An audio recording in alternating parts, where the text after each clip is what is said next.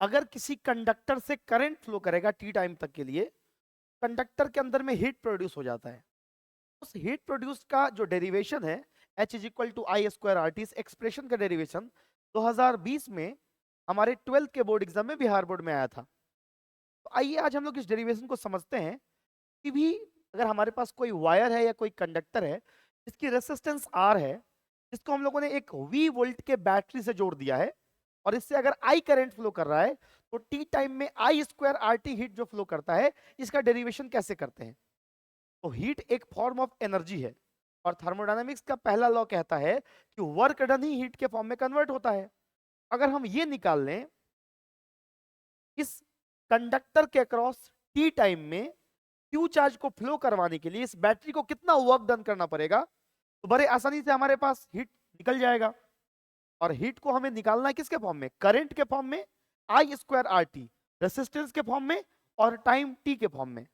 अगर सपोज करिए इस क्यू चार्ज को इस सर्किट में घुमाया जाए, इस सर्किट में एक बैटरी लगा हुआ है, इस कंडक्टर के अक्रॉस एक बैटरी लगा हुआ है, और बैटरी का जो वोल्टेज है वी है, मतलब इस कंडक्टर के दोनों एंड पॉइंट के अक्रॉस का पोटेंशियल डिफरेंस भी वी होगा, वी होगा। तो यहां पे अगर हम लोग बात करें वर्क डन की, अगर हम लोग यहां पर बात करें कितना वर्क डन करना पड़ेगा चार्ज को घुमाने में, work done in circulation of charge, W, ठीक है।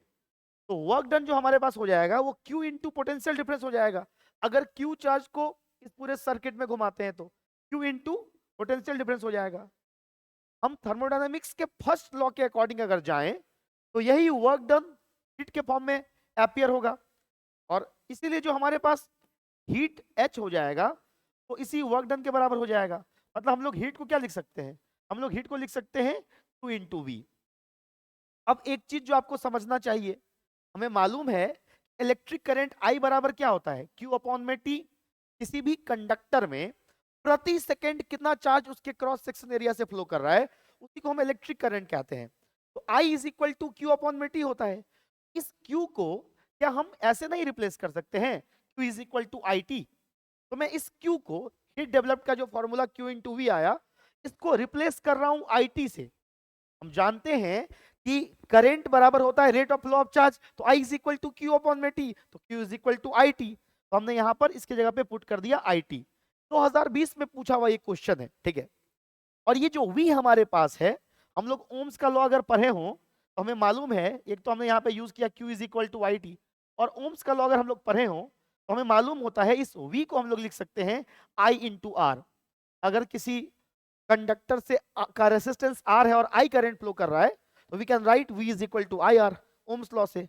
तो वी को लिख दिया हम लोगों ने कितना, आई आर। तो बड़े आसानी से हमारे पास एक्सप्रेशन आ गया आई स्क्वायर आर टी। कितना बेसिक सा क्वेश्चन बोर्ड में क्यों पूछा गया था ये मुझे नहीं मालूम, लेकिन आप अगर पी वाई क्यू देखोगे तो पी वाई क्यू में इस पर ऑब्जेक्टिव भी दिखता है बिहार बोर्ड में, और लॉन्ग आंसर तक में ये क्वेश्चन आया हुआ है। तो मैं स्टूडेंट्स को रिकमेंड करूंगा कि आप इस क्वेश्चन को प्रिपेयर कर लें अपने 75 डे हार्ड चैलेंज के कॉपी में। और चूंकि टॉपिक्स लगभग लगभग पार्ट 1 के लॉन्ग आंसर के खत्म हो चुके हैं, हम लोग बहुत जल्दी ऑब्जेक्टिव का भी सीरीज लाएंगे। अगर आपको लगे कि किसी पार्टिकुलर टॉपिक पर मुझे वीडियो बनानी चाहिए, या आपको लगे अगर कोई पार्टिकुलर चीज पर आपको ऑब्जेक्टिव का सीरीज या कोई और चीज चाहिए, आपकी रिक्वायरमेंट है बोर्ड एग्जाम को लेकर के, तो आप कमेंट बॉक्स में जरूर बताइएगा, ठीक है। इस हीट को और हम लोग कितने तरीके से लिख सकते हैं, अगर हम लोग इसको करंट और रेसिस्टेंस के टर्म में ना लिख करके वोल्टेज और रेसिस्टेंस के टर्म में लिखें, तो कैसे लिखेंगे, ये आप कमेंट करके मुझे बताएंगे, ठीक है। तो हमारे पास जो हीट प्रोड्यूस्ड आया किसी भी कंडक्टर में, तो हमने लिख दिया। मैं यहां पर एक और क्वेश्चन आपको तैयार करने के लिए बोलूंगा, जूल्स लॉ ऑफ हीटिंग क्या होता है। जूल्स लॉ ऑफ हीटिंग क्या होता है, मुझे कमेंट बॉक्स में कमेंट करके बताइएगा जूल्स लॉ ऑफ हीटिंग क्या होता है, ठीक है, और उसको भी प्रिपेयर कर लीजिएगा। अब ऑब्जेक्टिव के लिए अगर हम लोग आगे बढ़े, इसी क्वेश्चन का एक हिस्सा था कि इलेक्ट्रिकल पावर का आप एक्सप्रेशन लिखिए। तो पावर इज इक्वल टू क्या होता है, रेट ऑफ डूइंग वर्क होता है, या रेट ऑफ डिसिपेटिंग एनर्जी होता है। तो एनर्जी कितना प्रति सेकंड खर्च हो रहा है, उसको भी हम लोग पावर कंजम्प्ट या पावर कंजम्पशन के रूप में देख सकते हैं। तो पावर इज इक्वल टू, अगर हीट बाय टाइम लिखें तो हमारे पास इलेक्ट्रिकल पावर का जो फॉर्मूला आएगा, ये आएगा आई स्क्वायर आर टी अपॉन में टी। तो टी से टी कैंसिल आउट हो गया, तो पावर का एक फॉर्मूला हमारे पास हो गया आई स्क्वायर आर। एक एक्सप्रेशन ये हमको पावर का मिल गया। और अगर हम इसको V और R के टर्म में लिखना चाहें ऑब्जेक्टिव्स के लिए तो एक और तरीके से लिख सकते हैं। आप जानते हो कि V इज इक्वल टू क्या होता है, आई आर। तो आप I को लिख सकते हो V बाई आर, बस आप उसी चीज को पुट कर दीजिए यहाँ पर। तो पावर का एक फॉर्मूला हो जाएगा आई स्क्वायर, V बराबर आई आर तो I बराबर V बाई आर। तो V square by R square into R, obvious है आर से आर स्क्वायर कट गया, मतलब पावर का एक और फॉर्मूला आ गया V square by R. Objective में पूछा है कि इसमें से कौन कौन सा पावर का करेक्ट फॉर्मूला है, ठीक है। इसके अलावा पावर का एक और फॉर्मूला होता है वोल्टेज और करंट के फॉर्म में, वो आपको कमेंट करके बताना है।